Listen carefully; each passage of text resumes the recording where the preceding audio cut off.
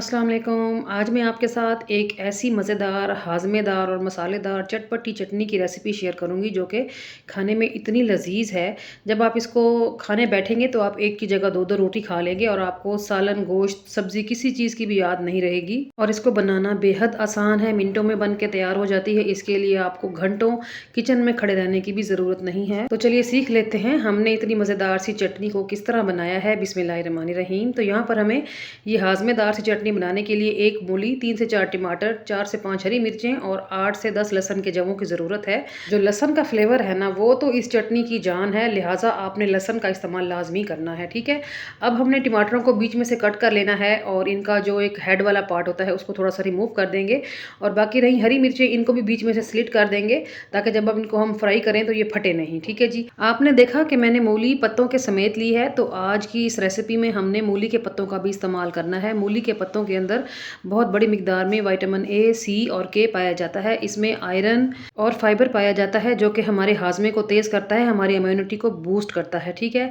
तो यहाँ पर जो मैंने मूली ली थी वो छोटे साइज़ की थी, तो मैंने 2 ले ली। अब इनको पीलर से इनका छिलका निकाल दें या छुरी से निकाल दें। तो पील करने के बाद हमने इनको कद्दूकश करना है। आप चाहें तो इनको ऑमलेट कट में छुरी के साथ भी मैनुअली काटा जा सकता है, लेकिन कद्दूकश से काम आसान हो जाएगा। तो मैं इन दोनों मूलियों को कद्दूकश की हेल्प से कद्दूकश करूँगी। तो कद्दूकश की जो बड़े होल्स वाली साइड होती है, आपने उस साइड से मूली को कद्दूकश करना है ताकि इसके लच्छे थोड़े से बड़े साइज़ में बने। तो यहाँ पर मैंने दोनों मूलियों को कद्दूकश कर लिया है। अब अगर आप चाहें तो मूली के लच्छों को थोड़ा-सा नमक लगा के साइड पे रख दें, फिर 10 से 15 मिनट के बाद आप इनको निचोड़ लें। लेकिन मैं ये स्टेप नहीं करूँगी क्योंकि मूली के अंदर इतना पानी ऑलरेडी नहीं है और अगर नमक लगा के इसका पानी निकाला तो सारा जायका ही निकल जाएगा। तो मैं मूली के लच्छों को ऐसे ही इस्तेमाल करूँगी। यहाँ पर मैंने दोनों मूलियाँ कद्दूकश कर ली हैं, तो इसको हम डाल देंगे एक बाउल के अंदर और साइड पे रखेंगे।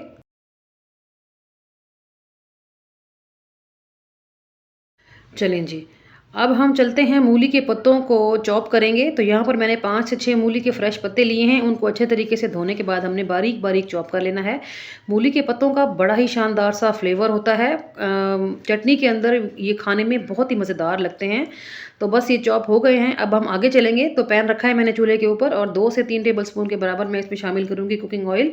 और ऑयल में शामिल करेंगे आधी छोटी चम्मच साबुत सफ़ेद ज़ीरा, आधी छोटी चम्मच राई दाना जिसे छोटी सरसों भी कहते हैं। इन दोनों चीज़ों को ऑयल के अंदर हल्का सा क्रैकल कर लेंगे 10 से 20 सेकंड के लिए। और फिर हम इसमें शामिल करेंगे बाकी की सब्जियां, यानी कि टमाटर, हरी मिर्चें और लहसुन। टमाटरों को इस तरीके से अरेंज करें जिस तरीके से मैं कर रही हूँ। 5 मिनट आपने इस साइड से टमाटरों को पकाना है और 5 मिनट दूसरी साइड पे पकाना है। 10 मिनट टोटल लगेंगे क्योंकि हमने ये काम बिल्कुल लो फ्लेम पे करना है। फ्लेम को बिल्कुल भी हाई नहीं करेंगे और ना ही इसमें हमने कोई पानी शामिल करना है।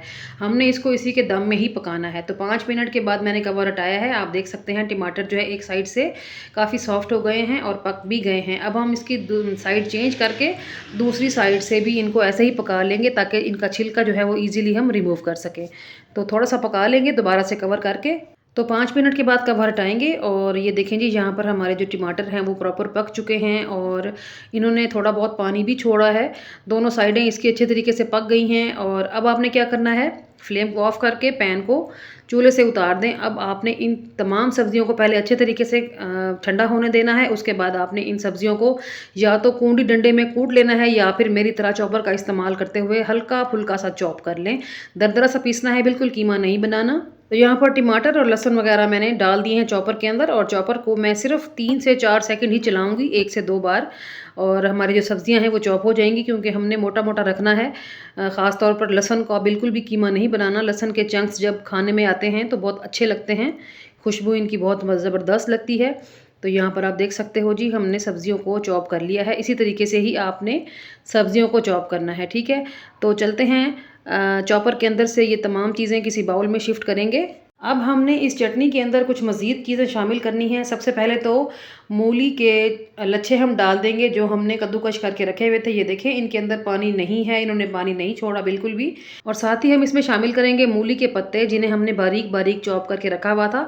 पाउडर मसालों में डालेंगे आधी टीस्पून नमक, आधी टीस्पून रेड चिली फ्लेक्स और आधी टीस्पून मैं इसमें शामिल कर दूँगी मोटी कुटी हुई काली मिर्च का। और साथ ही मैं इसमें डालूँगी 2 से 3 टेबलस्पून के बराबर सिरका। अगर आपके पास सिरका ना हो तो फिर आप 2 लीमू भी निचोड़ सकते हैं इसमें, या फिर इमली का पल्प बना के भी इसमें ऐड किया जा सकता है। बस ये सिंपली मिक्स करें और यहाँ पर हमारी मज़ेदार सी मूली की चटनी बन के रेडी हो गई है। मैं इसके अंदर मोटा कुटा हुआ ज़ीरा डालना भूल गई थी, तो 1 छोटी चम्मच भर के मैं इसमें कुटा हुआ ज़ीरा डाल दूँगी और फिर से मिक्सिंग करेंगे। अच्छा जी, पिछले दिनों मैंने टमाटर की चटनी बना के डाली थी, जो कि आप लोगों ने बहुत पसंद की। उसमें सबसे ज़्यादा कमेंट में ये पूछा गया कि हम इस चटनी को सेव कर सकते हैं? तो जी हाँ, टमाटर की चटनी को आप सेव करके रख सकते हैं, मगर मूली की चटनी को आप सेव नहीं करेंगे। जब जब भी आप ये चटनी खाना चाहेंगे तो आप इसको फ्रेश ही बनाएँगे। अब मैंने आपको इस सवाल का जवाब वीडियो के अंदर ही दे दिया है, ताकि आपके लिए भी आसानी हो और मेरे लिए भी आसानी रहे, ठीक है? तो आपने देखा कि चटनी बनाने के बाद मैंने इसमें बारीक काट के हरा धनिया और बारीक काट के हरी मिर्चें भी शामिल की और मिक्स कर लिया है। आप इसकी लुक देख सकते हैं, कितनी टेम्प्टिंग और कितनी कमाल की लुक है। बहुत ही यम्मी ये बन के रेडी हुई है माशाल्लाह से। और इस पॉइंट पर ये ज़रूर बताएं आपको मेरी आज की मूली की चटनी बनाने की ये अमेजिंग सी और आसान सी रेसिपी कैसी लगी है। अच्छी लगी है तो वीडियो को लाइक और शेयर करना नहीं भूलना और साथ चैनल को ज़रूर सब्सक्राइब कर दें। ये विंटर में मूली का सीज़न है, तो इस रेसिपी को आपने बार बार ट्राई करना है, क्योंकि ये बहुत ही लजीज और बहुत ही मज़ेदार चटनी है।